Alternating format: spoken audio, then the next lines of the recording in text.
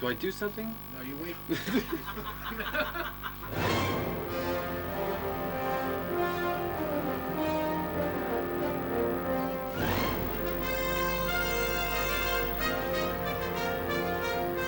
If you believe this man has gone blank as I have.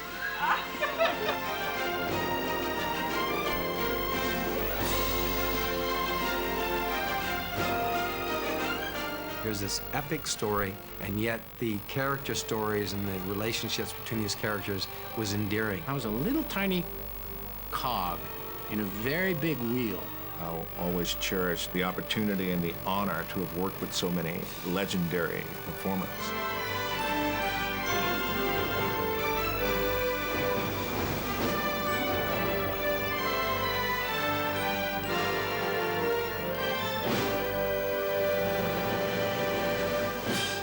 We're talking about the famous, never forgotten, epic space odyssey adventure series called Battlestar Galáctica, produced back in 1978. Battlestar Galactica was a huge show. It was just mind-boggling. It was so big. We were on the cover of every major national, international magazine. Oh yeah, that was touted around the country, around the world. We had so much hype. It was one of the biggest events ever on television. I believe they had 60, 70 million people watch the original episode air on TV. And I think it was either number 4 or number 5. It was the highest rated network sci-fi debut ever in history. So it was a huge launch. And in the middle of that was Lorne Greene, which in the story of Battlestar Galactica, he was the guy that kept us all together. It was true of the production too. So he kept everything sort of steady. And we all kind of, you know, were finding our ways around him. For us, it was kind of a getting to know one another, and it happened kind of fast and kind of organically. One of the biggest problems we had shooting Battlestar Galactica was the fact that there was very little lead time because we were forced to go to series so quickly, and I believe Glenn wanted to push it back a year. ABC wanted it now, and it changed from a miniseries very quickly into a series, which meant they had to really rush and prepare scripts. Imagine being in the 4th hour of the miniseries and realizing within a couple of weeks you're going into series and having to develop now a whole series of scripts and a story arc to take this series into 24 episodes. We did some good things. It was a killer. I mean, you know, we were working around the clock. You know, sometimes you beg for a bullet to put me out of my misery with this. It was tough. It was tough to get those things out in the time we had. We were getting scenes at the last minute. We were getting scripts at the last second. Right before you're gonna shoot. Hey, here's the rewrite. Wait, we're shooting! Oh, sometimes we got the rewritten pages the day after we'd shot it. We'd already shot the other stuff and they sent new pages. We did this yesterday. We spent a great deal of time learning the changes, and it really kept us all out of trouble because we didn't have time for a social life. We were so busy learning what we had to do. There's one scene that we're all sitting around a table having a strategy meeting. We literally had been given those pages that morning. If you look at the scene, there's an awful lot of deep thinking going on. There's a lot of people going, well, I think, and then I think Herb actually like rocks back in his chair and does this, and he's looking at the post where his words are.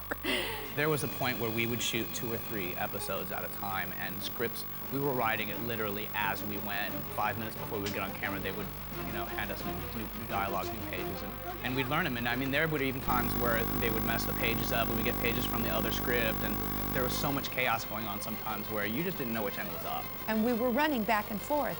And we'd go in and look at the pages and go, okay, what show is this? What's happening now? It was kind of crazy. I remember it was Monday, and we were waiting for a go-ahead on our next script. Wednesday afternoon, about 3:30, or maybe even later, we got the go-ahead to write Murder on the Rising Star. We had a log line. We had murder occurs, blah, blah, blah. We had no story. That had to be finished in Mimeo Friday morning at 7 o'clock. We didn't go home. I quite honestly don't believe I even had a full script before I started shooting. So a lot of the decisions were made on basically what we had.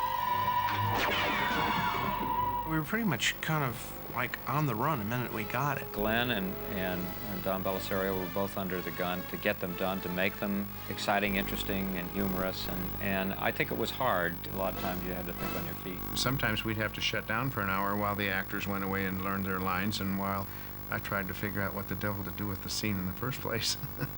I mean, first of all, it was the biggest thing on American television, you know, that was being shot at that time. It was the first time they really went for a movie. Imagine doing not only a series, but a series on the epic size and scope of a theatrical movie on an hourly basis weekly. The conflict was to keep the pressure off of everybody. My job has always been to give the crew, all the actors, everybody, a chance to do what they do as well as they can possibly do it, so that they can be creative to the best of their ability. Find the control center? We found it, all right. Where? There! Let's go! I never before or after that had an experience like that. It's really what film is all about, the magic. Pretending the sets and the costumes and the Cylons and everything was so real. You walk onto the set and you feel like you're a part of what's going on. And for some reason, I had always been friends with special effects people, and I always thought that was really neat. So they would always show me how they did it and let me play with the little flashes and the explosions. Of course, when the special effects are done right, as in our case, we had John Dykstra, the best of the best, doing all the special effects for us. The realities they created was extraordinary. I think it was a little groundbreaking at the time. They didn't have the advantage of what they have nowadays with the CGI, computer-generated imagery. We didn't have that luxury. We had matte shots and some miniatures. The interesting thing about making Galactica is that some of the scenes were very mechanical and were all composed in the camera. The bridge is a combination of a live set. It's a combination of the actors who are playing on that and the effects guys who set the charges and the effects guys who set the beams to drop into place. It's what is on the monitors themselves and all of those sunk to 24-frame camera and the front projection screens that all had to time to what's going to happen in front. So it was interesting in terms of timing to try to put all those things together and composite in the cam. Other times, certainly when the compositing didn't really happen in the camera, we were talking about the attack of the Cylons that we shot down in Long Beach, where the Cylon ships came in, and that was all digital and composed even before we went and picked the location. The shape and form of the flight of those was already something that John was developing, because it took a while, frame by frame, to animate that. So he said to me, here's what they're going to do. They're going to come in like this, they're going to come in like this. We said, okay, then we can put the charges here and put the effects people in here. So it was be able to create then that part, which was composed in the camera, and left to send over to Apogee and to John to put the Vipers in and to put the streaks that came down and hit the mechanical charges.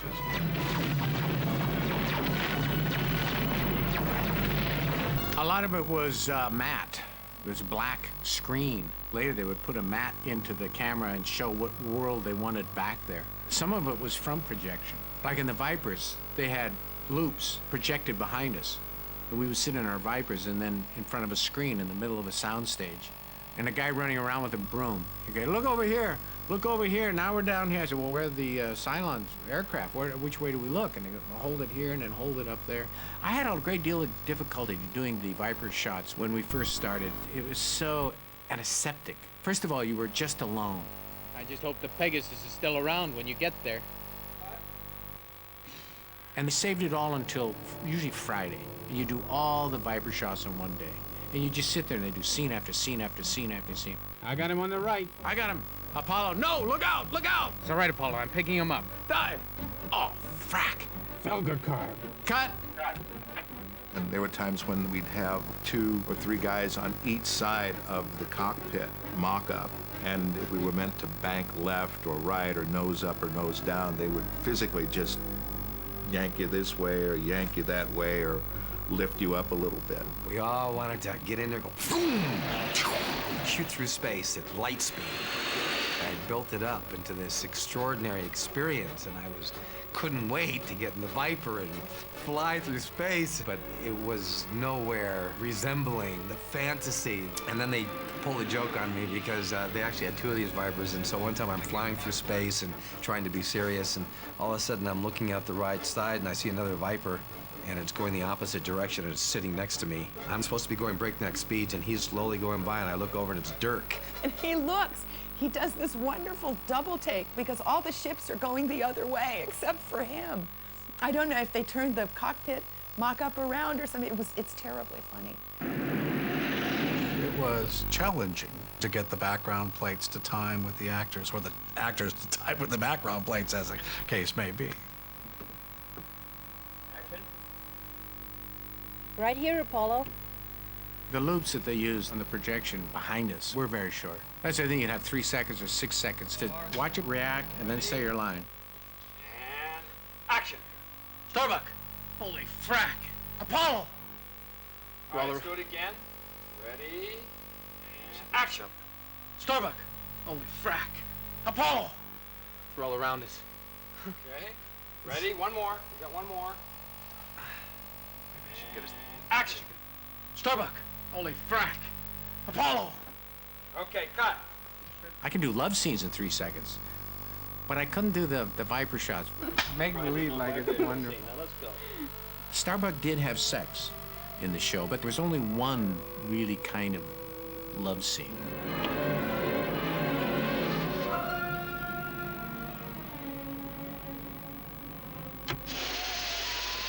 We shot that scene, by the way, 2 ways, one with my shirt on and one with it off. It was great fun. We giggled a lot. Listen, if it goes for 30 or 40 seconds. It was great to have those love scenes with somebody that you really liked, you know.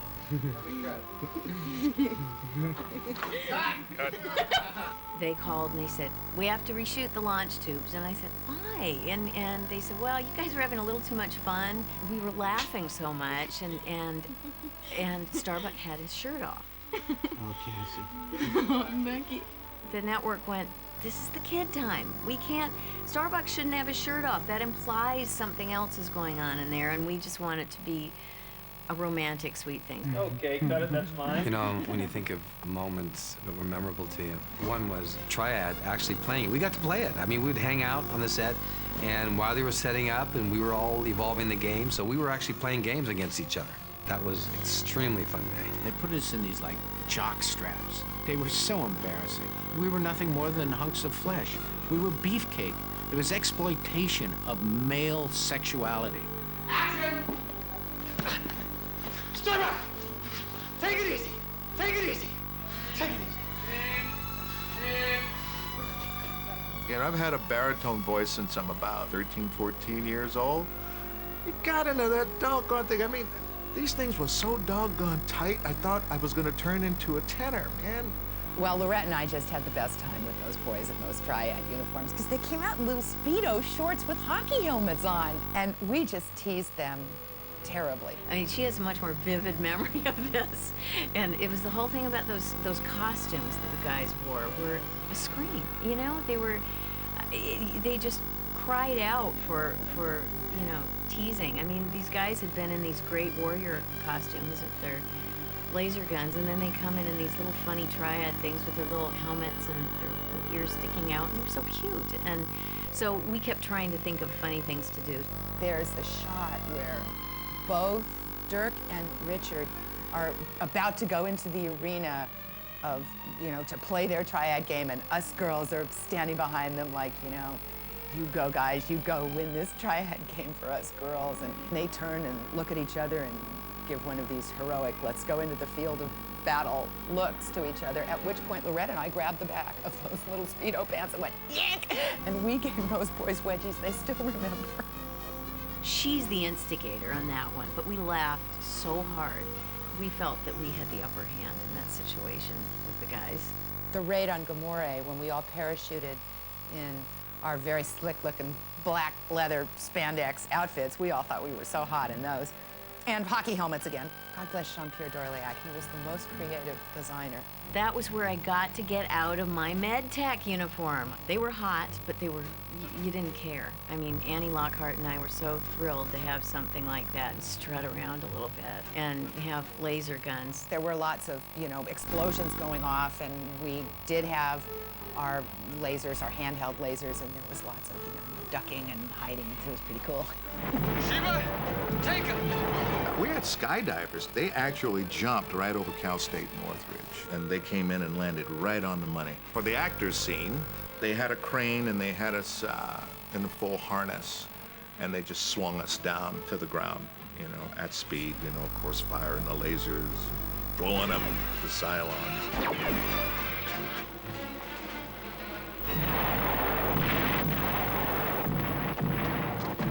Don't shoot!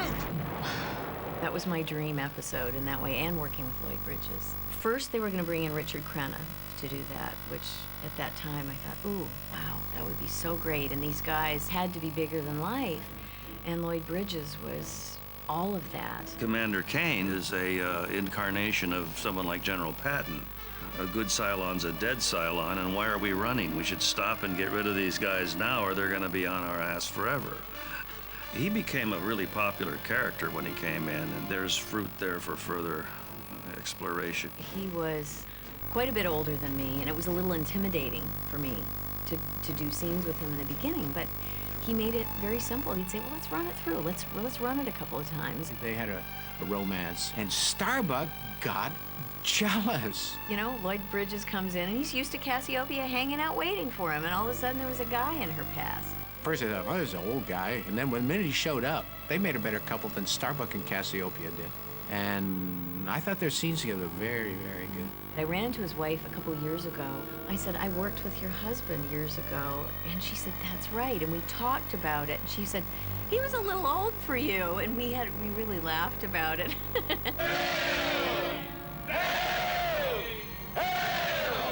The other character that I responded to very much was Patrick McNee. Patrick McNee came aboard as a mysterious character who was really mythically, or in reality, supposed to represent the devil. It was a very clever character, which I played over 2 weeks, very well, incidentally. And you never knew whether he was good or bad. And that was the whole point of the character, yes. So it was directed in 2 parts. I was in 2 episodes of it. A very good show. There's a piece of that episode, which is my favorite line ever spoken to me by any other character in Battlestar Galactica, and Patrick McNee said it to me, although it was cut. There is a scene in the aggro ship when I am very much in a trance, and he has got me under his spell, and he's saying, I can be what you want, and I know what you're looking for. Put your trust in me, and I promise you that everything will be possible. And then he kisses me. And prior to kissing me, I had a line which was something like, I'm afraid, or I'm scared. And Pat's next line, which he did his best to deliver with a straight face, was, oh, Sheba, nothing can harm you as long as I am inside you. We cannot touch you so long as I am inside. I burst out laughing. He burst out laughing. He tried to look past my ear and say it to me. I tried to look at his forehead when he said it. And it was so funny. We just got, terrible giggles. We did finally actually manage to get this line of dialogue out. In those days, it was Standards and Practices who were the network censors, and I think they looked at it and said, you can't have that man saying that to her. When they first land on the planet to see the spaceship where Ibley has crashed, it was shot in infrared to give it a real otherworldly look. You say that your knowledge of the universe is infinite. Have you ever heard of the planet Earth? I have been there. The part of War of the Gods that was shot on infrared film, a decision was made to try this process, and it made everything look really weird and eerie because it changes the colors of everything. Our makeup had to be kind of a mint green. It was sort of this pale, greeny thing they put on our faces, and I remember sitting there looking at myself in the makeup trailer thinking, I don't want to be seen like this. And I said, oh, no, no, you're going to look great. I went, great, I look like pea soup, you know? You two ought to see yourselves. You look really weird. Really? I've never seen you look better. Probably my favorite shot, because who didn't grow up wanting to be in a Western and strap on a gun and, you know, be able to basically have a gunfight? I got to do that in The Lost Warrior. I got to go up against Red Eye, and that was one of my obviously favorite shows. It was a really interesting father-son Shane kind of story, which I thought was pretty neat. And then a little High Noon thrown in, you know, for good measure. And the town kind of being oppressed by these other guys because they had the big gun, you know, and once they lost the big gun, they showed, you know, who they really were, weaklings. And in a sense, it kind of epitomized the show. The technological, the human, you know, the controlled and the liberated, free thinking, free, expressive human being. And I think in a sense, all of Battlestar was about that. But it was so cool to pull the gun, fire away, and see that big Cylon explode. And then I remember they had the little strap on the back and the special effects to slam him backwards against the wall. I don't recall The Lost Warrior being much of a long day type of shoot. We were on the back lot, as a matter of fact. The horseback scene was up where the Universal Amphitheater is now. Up on that hill, it was so cold. Well, it's a bing and a bang and a boom and you're done. But you're up there 3, 4, 5 hours. I mean, your jaw starts shaking. You start chattering. It's so cold from the winds across the top of that hill. But when we got into the MAGA character on 9 Lives and with Baltar's Escape, they were killer days. It was terribly hot. There's about 40 pounds of wardrobe, a Brillo pad beard, and Apache type wig. And it was a 5 o'clock makeup call on the set about 7 or 7:15, and we had another hour to take that stuff off so that it could be reused the next morning. They took about, I would say about 3 hours of makeup, maybe even more. But those guys, I have to admire them. That's brutal. And I must have been even more brutal then because, you know, a lot of the techniques that have been developed on the motion pictures, you know, in those times, the eyebrows were plastic. You know, he couldn't do a thing with it. So that, I'm sure, was not what I would consider unadulterated fun. It was itchy and it was hot. It was uncomfortable. Those are plastic pieces glued to your face to get that Cro-Magnon forehead, and then there's kind of a really tough Brillo pad type beard, which is glued on. So you have to kind of talk like this, and you don't move a lot. And then what do you have for lunch? Well, you can't chew. It was too hot to have soup, but the best thing would be a broth through a straw. You just couldn't do much because of the heat. And then, of course, you got back a little early to get it all made sure it was going to stay on. Those shows, those characters took a lot out of you. He needed a weapon that they would use. We figured, well, these guys seem a little bit less than scientific, if you will. They don't seem too futuristic. But yet they would have something that would be futuristic. What is a weapon that people who don't have a lot of technology would use? And we ran through the gamut, and we thought about the bolos in South America that the gauchos use.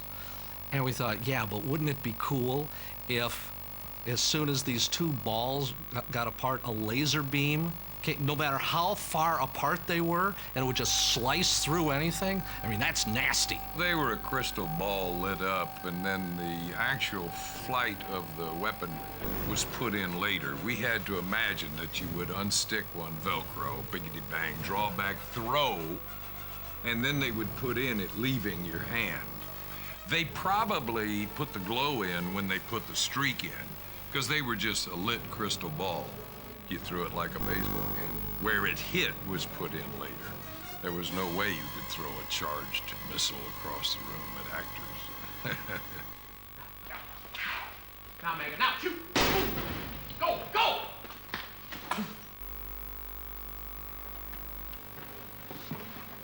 I'll always cherish the opportunity and the honor to have worked with so many wonderful people on this show. Fred Astaire, for example, a living legend. I went up to meet him at his house, and I said, with Don, and I said to Fred, I said, well, what is it that draws you to this? He says, my grandkids want me to do it so they can watch me. He said, well, you know, we have a little dance scene. He said, oh, no dancing. I said, listen, this is a slow dance that you're having a conversation with somebody. This is not Fred Astaire dancing. And you could just shuffle. That's all you want. He says, oh, that's all you're going to get is a shuffle. And I said, that's fine. He didn't want to dance. He just didn't want to do it. So Rod Holcomb, the director, cajoled him. And he finally acquiesced, and he did it, and it may be the last time that Astaire ever danced on film. One of the Vipers, they had these guns on the Vipers that actually were practical. They would fire, and the thing breaks down. They won't fire. So they're working on them. And Fred Astaire is, I'm sitting in my chair, and he's about 20, 30, 40 feet away with his arm leaning on the wing of this mock-up Vipers, the big mock-up, the actual size Viper. He's leaning there. And I'm looking at him thinking, I wish I had a shot of Fred Astaire as Chameleon leaning against the Viper. It's gold. It's so fantastic. As I'm watching him, the guys that are working on the guns, just get the guns to fire, and they start firing, but in a very inconsistent way. They go ba ba ba ba ba ba ba ba ba ba ba ba ba ba, and Fred, like you plugged him into an outlet, comes alive and starts to dance in the shadows, unnoticed by anybody but me. Fred is dancing to this weird rhythm. He comes over and he sits down. I said, Fred, I saw you dancing in the shadows. He looks at me. He says, you know, there's something about that rhythm. He says, I got a whole idea for a show, a special, done in outer space. He said, he said, but that rhythm triggered it. He says, yeah, when I'm done. But it's funny, we had Fred Astaire, Ray Bolger, and Bobby Van, three of the all-time great dancers. Now, Bobby Van, people may not remember, but Bobby Van and I became good friends. Bobby Van and I were shipped off to Canada. We get to Montreal, it's like 30 below zero. It was so cold that the cameras would freeze. They had this motorhome for Bobby and I. It was buried with ice. It was like an ice house, something out of Dr. Zhivago. It was 30 below zero, it was so cold. Way back on Terra, I doubt if I'd be given an enema. Way back on Terra, I doubt if I'd even be your license to the voice you'd be. Hector and Vector, Greetings from Earth. They were so funny. In real life.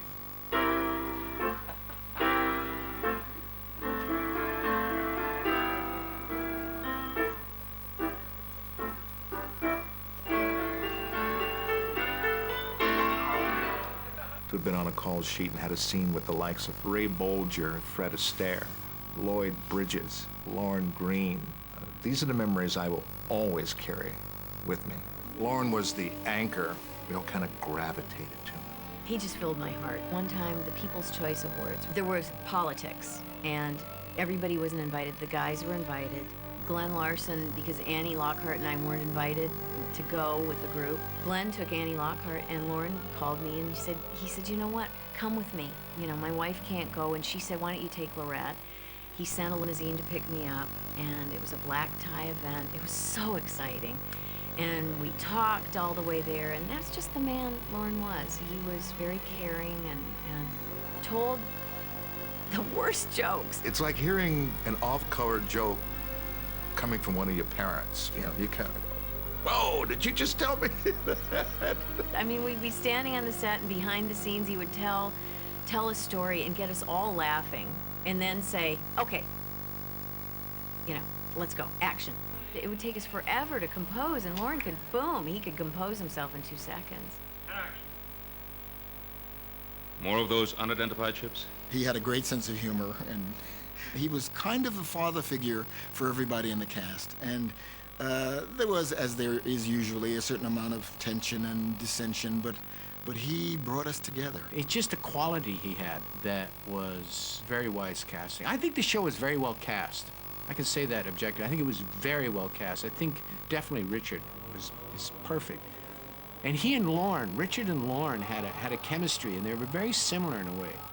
They had this very they have a serious nature and a passion. I'm into Egyptology. I'm into exploring all those kinds of historical things, and Battlestar went into all those areas. That's what I love so much about it. I started reading about the Mayans and the Egyptians. We actually sent a crew to Egypt Just to do those couple of shots where they're walking towards that great temple, it was funny. They would not let a girl wear a man's clothes, so they put this dumpy little boy in this outfit that's supposed to be Jane Seymour, and the minute she walks away from camera, I look and I say, oh my God, her butt's hanging, touching the ground, and Jane is going to kill me if we use any part of this. So we had to cut very carefully so that we didn't hang on any of these shots in which this little boy was playing Jane Seymour, you know, in one of the flight suits. We sent an associate producer over to Egypt to go to Luxor with some of the costumes, and you know, he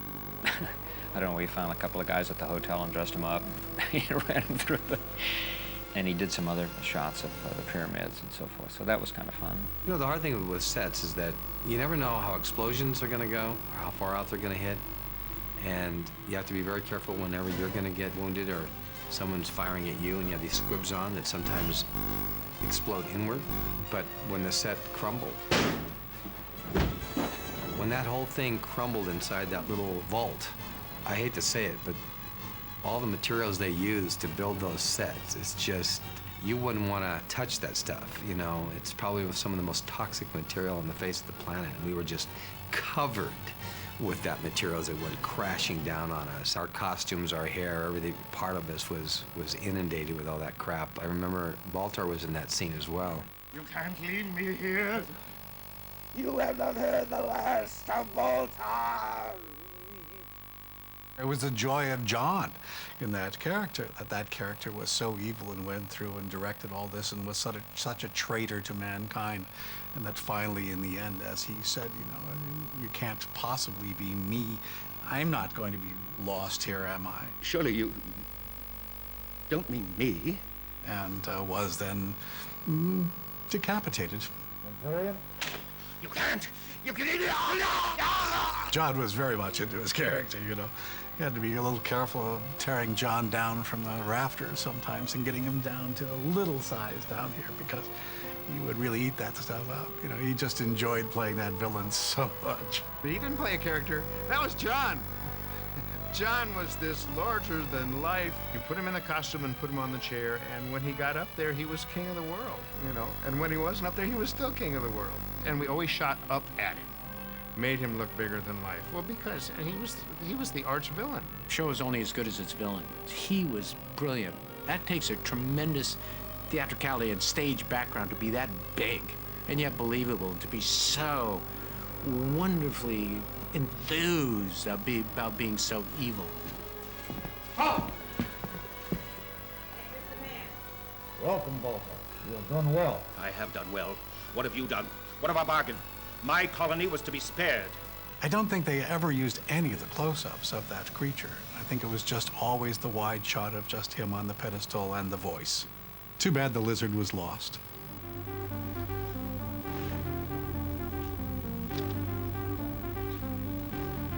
You know, showing up to work and seeing all these creatures from various planets, with all because they would go to makeup like hours before we start shooting and have all this stuff done. So it was wonderful as an actor to come in and see all this. And of course, then the android sisters, the fact that they had, what was it, 4 mouths and 3 sets of eyes. Of course, there was a whole sexual undertone. I remember trying to play that, but it was like, whoa, you know, so many mouths to kiss.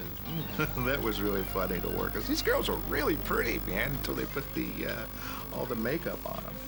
I thought that was one of the most interesting things that they had done at the time. It was a mask that fit over their face so you could see their eyes and their mouth.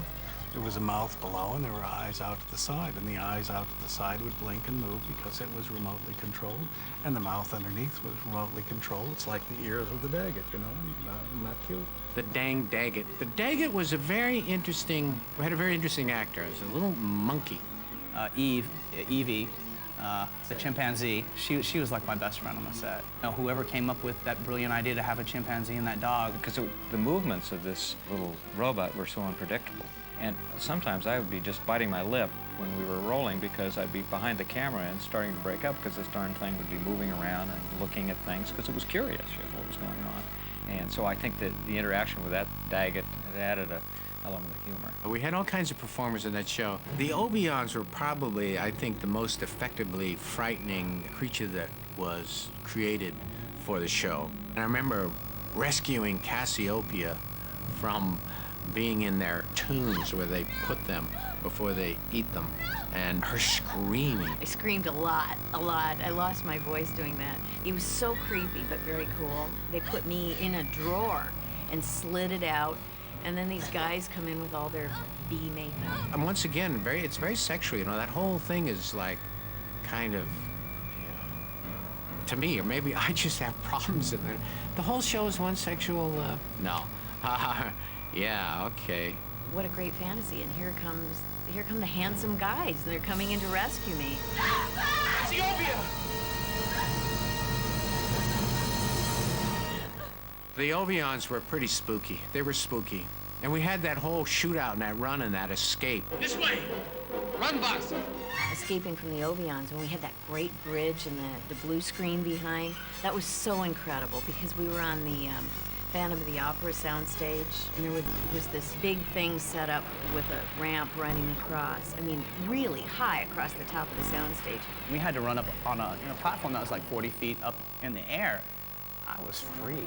So they brought in a little stunt man and dressed him up like me, and they had him run, you know? It was a little scary for me. We ended up on stage 27, and it was still there. The stage was there, and the opera house was still there, and within one of those Cylon shootouts, we caught stage 27 on fire, and everybody had to leave the stage. It wasn't a big fire, it was a small fire, it was fire nonetheless. They didn't want to lose the Phantom of the Opera stage, you know?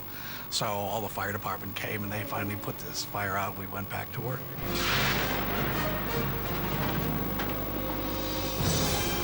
Fire in space, that was a lot of fun. And I got to do a stunt like diving through an air vent, you know, it was like my first stunt I ever did. And I just remember, yeah, I was gonna do this dive into this air vent, and I went. Come back! Foxy! Foxy! Everybody stood up and clapped, and I think that was probably one of my favorite things. He was a very athletic little fella. He did all of that, you know. In fact, we had to really tone him down a little bit because he'd get so athletic, he'd jump right out of the frame. That kid was in good shape. They did an explosion where Boomer very dramatically dived through the door just as the explosion goes off and the door closes behind him. Yeah, it was kind of neat.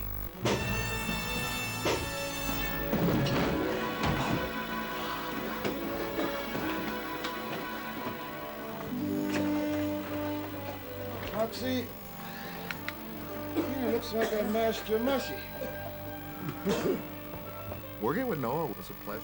Kind of a neat little thing where the little fella holds onto my hand and walks away, but he pulls me over to my mark because I missed my mark, right? He nailed his. Off the show, I babysat for him a couple times, although Noah referred to it as a date.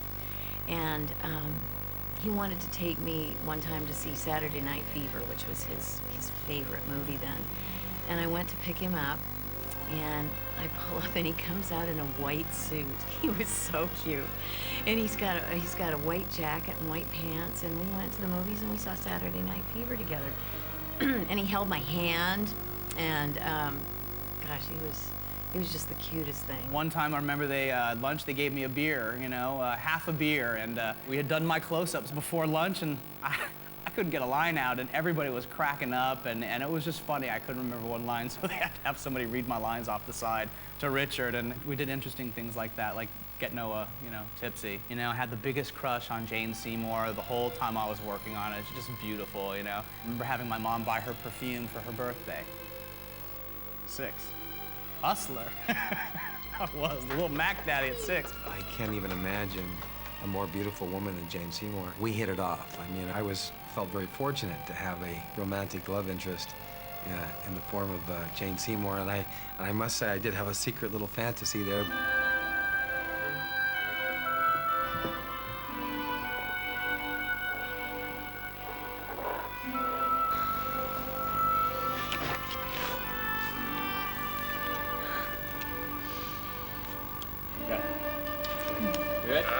And I think their relationship was a wonderful, tender, sensitive love story between the two of them. And I thought there was kind of a nice way that they handled that, as that relationship slowly developed. And in the second episode where we got married. The wedding was very important. I remember with all the candles. I remember that. We shot part of it one time, and it just wasn't satisfactory. We didn't have enough candles, and so we really just like went overboard, and that's what we ended up. All right. I remember when they killed off the mom, Jane Seymour. It was just a really, I remember that day, I think, better than anything. It was just very somber. Everybody was crying. It was just a very, very heavy, emotionally day. It was probably one of the most poignant episodes of Battlestar Galactica, and the scene where I take her son and basically explain to him what happened. But it's her body that's gone boxing, not her spirit or her love for us. We'll have that always, forever.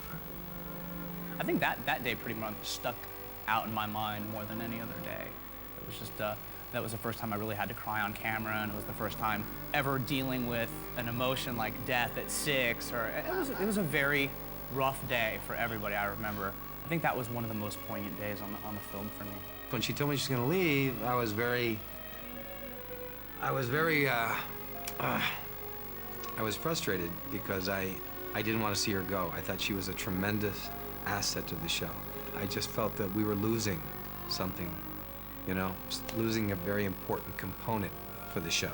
Even if we only had a brief time, it'll be worth an eternity. Hand of God really kind of brought home what the series was all about. In a sense, it brought us full circle. Everybody walks out their back door at night and looks at the stars. We all wonder, is there life out there? And probably that element was one of the most important elements about Battlestar, is exploring the fact that life may have begun out there. Maybe it started here and evolved out there, and it's returning. Where did these people come from? Where are they going?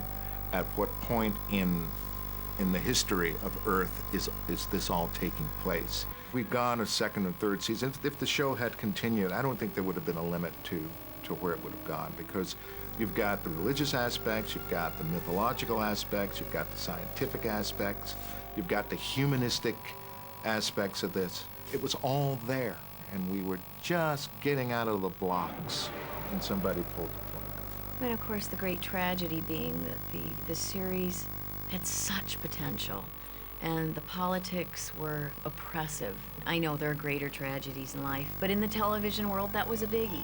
And it was a very sad thing to see it go, especially in hindsight, seeing the loyal following of the people that have stayed with us for all these years. It's such a phenomenon to all of us. It just amazes me wherever I go in the world, you know. People know how to say Battlestar Galactica in God knows how many languages. It had a phenomenal appeal. I think Battlestar Galactica was kind of a milestone in American television. There was a spirit to the show that was beyond the plot, beyond the acting, beyond the special effects. There was the core of the show that I think people responded to. Battlestar Galactica wasn't just another sci-fi show. It wasn't just a space opera. It was actually about something.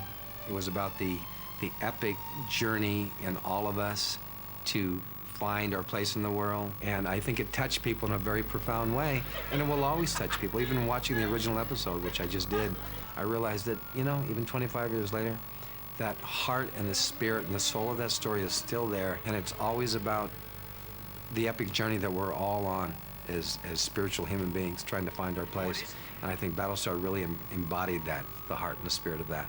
The show stumbled into a universal theme that is unique to all things that are successful about mankind, you know, family and survival and getting along. And I think that everybody can relate to that. I think that's why it's grown in popularity. And also, you're left with this, what it could have been or what it would, and the story is truncated. What was coming next, and there was this tremendous feeling of foreplay. The best was yet to come. You know, the best was. It was just, and all the characters were, and there was these relationships happening, and the show got better as it went on. And then it was just like unceremoniously. So there was no announcement, there was no last show, there was nothing. It was just gone.